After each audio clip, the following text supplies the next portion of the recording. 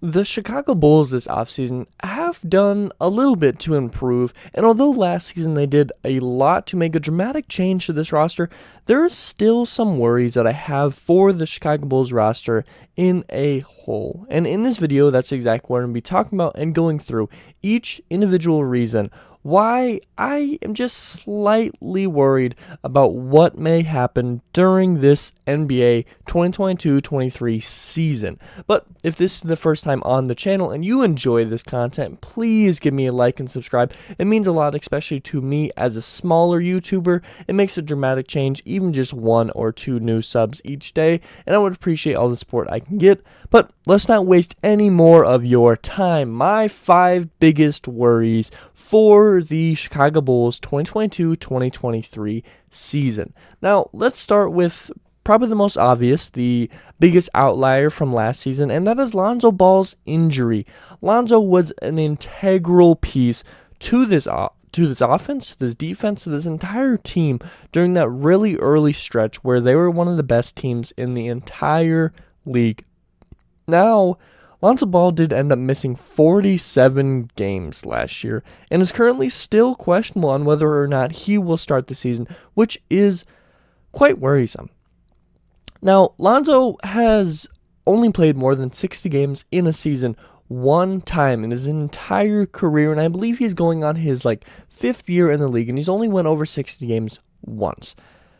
But Lonzo's loss to the team caused multiple issues for the Chicago Bulls. Not only did it have a great impact on the defense when the Bulls went from a top 10 defense in the entire league to some of the bottom feeders of the league, and also the fact that Lonzo Ball had the highest steal block combination per game on the entire team with a 2.7. So not only for the actual play and how the defenses ran does losing Lonzo Ball make it a big impact, but also on what he was doing statistics by himself for the Chicago Bulls. And it impacted the defense greatly, but it also impacted the offense quite a bit. Lonzo was the second best percentage three-point shooter on the entire team, only sitting behind Patrick Williams, who also missed a ton of time. Not only that, but he was by far the best playmaker on the entire roster. Whether it was in transition, fast break, on the half-court setup, whatever it was, if there was a man open and Lonzo Ball could find a way to get to him, he would. A bounce pass, a full-court, absolute bomb, oop off the backboard, whatever it was, Lonzo Ball would find a way to get the ball in the hands of whoever could score or take the shot for himself. So not only did the defense take a step down, but also the offense. And although you still had guys like Alex Caruso and Ayo Dosunmu, they just didn't compare to the abilities that Lonzo Ball had when he was on the court. Now, Lonzo's return will likely boost the Bulls' contention because how much it opens the offense on the fast break, on the half court, his ability to shoot the ball itself, which is going to make it so that people can't drop back on him, as well as his ability to find the open man at all times is going to open the offense a ton.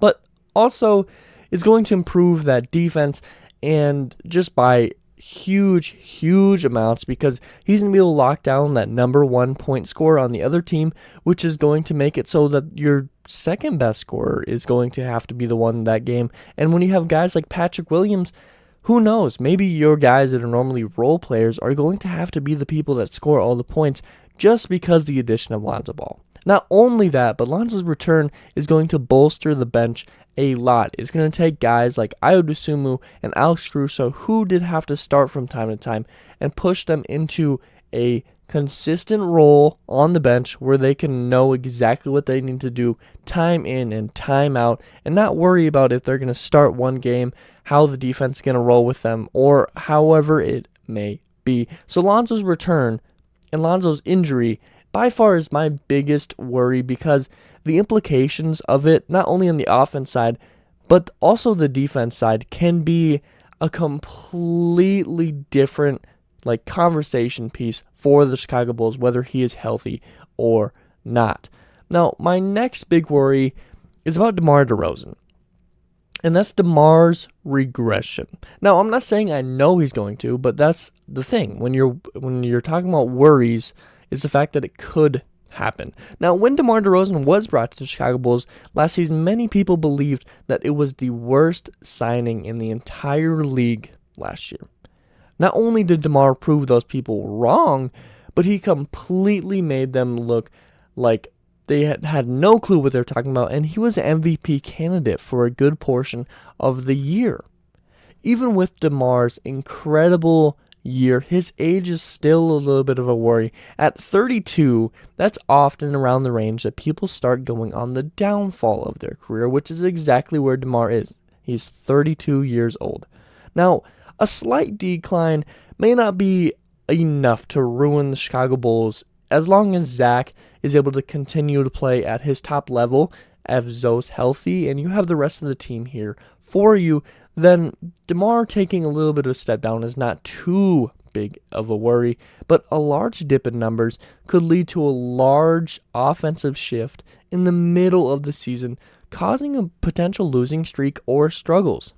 If he starts the season very well, and then we start to see him slow down and get worse, and it stays consistent that he is staying in that lower part, it's not just a little slump during the year, that could shift everything. That could make it so defenders aren't so worried about doubling on him when he's starting hot because they just focus on Zach. And now Zach can't get his. If DeMar's not playing at his top level, you just lost your two best scorers. And now you're working with Patrick Williams, Vooch, and Zoe. And although those guys are all very capable on the offense side of things, it's going to make a huge world of difference on whether DeMar is playing at his top level or not. If he's able to score 30 every couple games or 20 consistently versus if he's in that 15 range, it's going to make a dramatic difference to this team as well as their ability to make a deep run in the playoffs. Now, the next thing here is big man defense. Now, although we still got to keep Vooch, and you bring in a guy like Andre Drummond to help on the bench for the defense, the top centers always seem to get their way with the Bulls. Not only that, but sometimes you see these bench centers just come in and score like 12 when they're averaging like 4 a game. So it is definitely brutal to watch sometimes, but it seems like every time the Chicago Bulls go against a top center, they just go off. Joel Embiid, who was an MVP candidate last year, over his entire career playing against the Chicago Bulls, has averaged 30, 12, and 4. Through his entire career, not just last year, his entire career he's averaged 30, 12, and 4. Those are MVP numbers, and he's averaging that against the Bulls over a 12-game span, I believe, every time he plays the Bulls. Karl-Anthony Towns, who is a top 5 center in the league as it stands right now, averages 24, 12, and 4 versus the Bulls. DeAndre Ayton averages 19 and 11. He's never averaged 19 points per game through an entire season. He averages that every single time against the Chicago Bulls. Even guys like just average players just come in and dominate for a game against the Bulls, and then the rest of the season is just average. So, although Andre Drummond should boost the Bulls' big man defense by a good margin, I still worry about Vooch's capability on that defense. And although he did have 1 steal and 1 block per game last year, each respectively, so a two steal block per game, because I do combine those a lot, but it's still a worrisome matter in the fact that you never know what's going to happen. If the Bulls end up going against guys like the 76ers in the playoffs, and you have a guy like Joel Embiid that's averaging 30, 12, and 4, that's not good news at all. Especially because they still have other guys that can go out and get their own, like James Harden and guys like that. So I hope that Andre Drummond was enough to improve this big man defense, but gosh, it's terrible to see every single game. It seems like some random center is just going off on the Chicago Bulls. Now, a big worry, at least for last year, and not going in, but in the middle of the season, we started to see it occur, and we're like, oh, this is not good. And that was struggles against top teams in the league. The Bulls, for a large stretch of the year, were the number 1 seed in the East and one of the best teams in the entire league. But as competition got tighter and teams rose around them, they began to fail in winning these close games. They were 1-8 versus the Milwaukee Bucks through the entire year, including playoffs. 1-8, and that one win was in the playoffs. They were 1-2 against the Celtics, and one of those games was a complete blowout. They were 0-4 versus the Miami Heat, and that right there is the top competition in the East going into next year. Not only that, but they were 2-21 versus playoff teams. When the game was played, they were in the playoffs. That's how that is read. 2-21. So what that means is whenever a team is on the top half of the league, the Chicago Bulls last year were desperately struggling.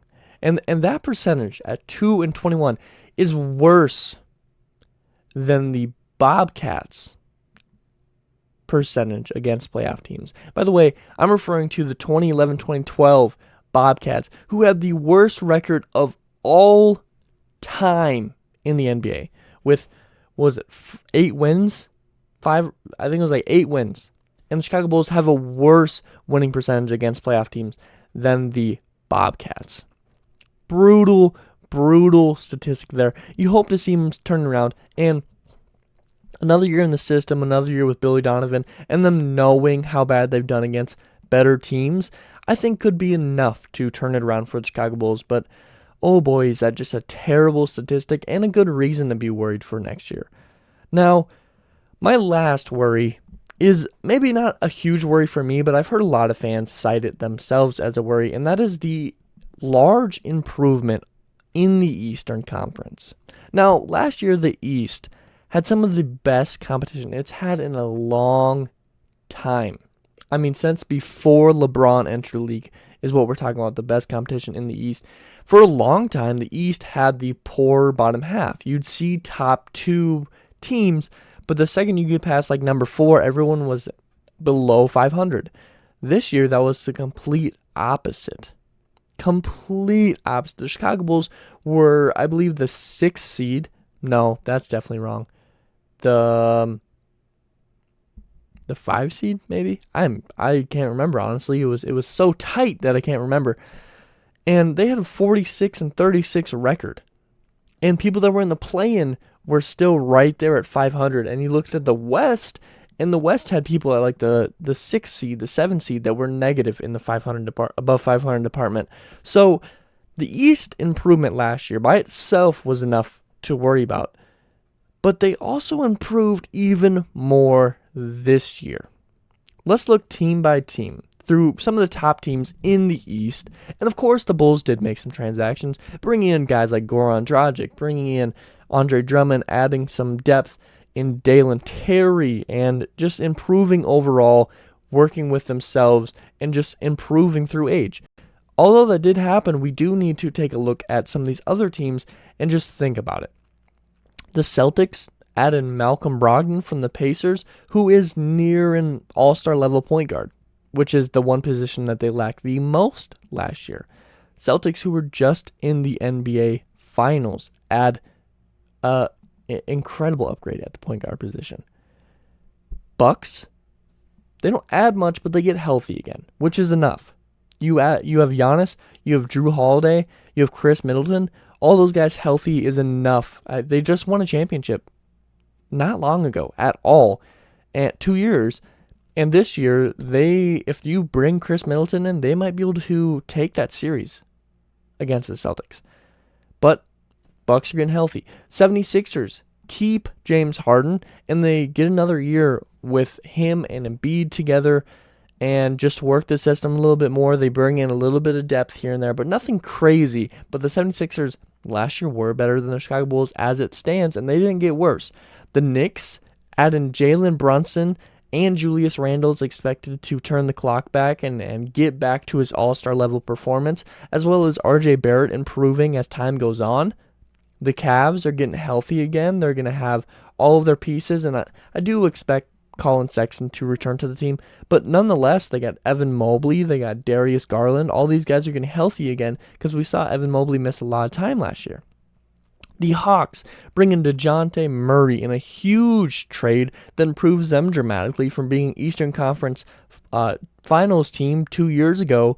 Now they have Trae Young and DeJounte Murray. That is a huge, huge improvement. The Heat keep the team fully together, get another year of that, and they were one of the best teams in the entire league last year, and they keep it together. Toronto just always finds a way to win. After they lost Kawhi, they still found a way to win with Fred VanVleet, and now they're getting better with guys like Scotty Barnes on the roster, and are still in competition for potentially bringing in Kevin Durant. That right there is 1, 2, 3, 4, 5, 6, 7, 8 teams this year that have already improved. And I would say the Bulls have improved, but that's a little bit of worry when you have 8 teams in the East that have improved by more than I think the Bulls have improved. At least 5 of these teams improved by more than the Bulls did. So that is kind of worrisome. Now, I will say, for me personally, I'm not extremely worried about the East improving. I still see the Bulls about where they were last year. Fully healthy, they can be a 3 seed. If they're not fully healthy, I see them at like a 6. I don't think they're quite in the play-in range based on the rest of these improvements unless some injury implications occur. But overall, it is still quite worrisome that the competition has improved because come playoff time, no matter what seed you're in, it's going to be a tight competition. So, what do you guys think? Those are my 5 biggest worries for the Bulls 2022-2023 NBA season. And although we're quite a ways out from it, a long ways out from it still, I think it's good to go over these things and just talk about what it will take for the Bulls to take that next step and move past these worries. If you enjoyed this content, please give me a like. If you enjoy this channel and you want to see more like it, subscribe. It makes a huge world of difference to me. And I saw stats in the YouTube algorithm. I have 400 returning viewers, and I have less than 200 subscribers. So how about you guys give me a hand here? Let's just get me to that 200 subscriber goal. I'm not asking for every single one of you returning subs or returning viewers to sub. And although I would love that, I don't need it all at once. So just give me a hand. Help me reach that 200 subscriber goal. Let's celebrate that when we get there, and then we'll move on from there. So if you enjoyed this content, please give me a like and subscribe. And as always, I hope it taught something today. Hope it made you smile, hope it made you laugh. This is really important to me. It affects someone else in a great way, because every single day can be a great day if we all just put in the effort. And as always, you guys all be safe out there. But something deep inside won't let me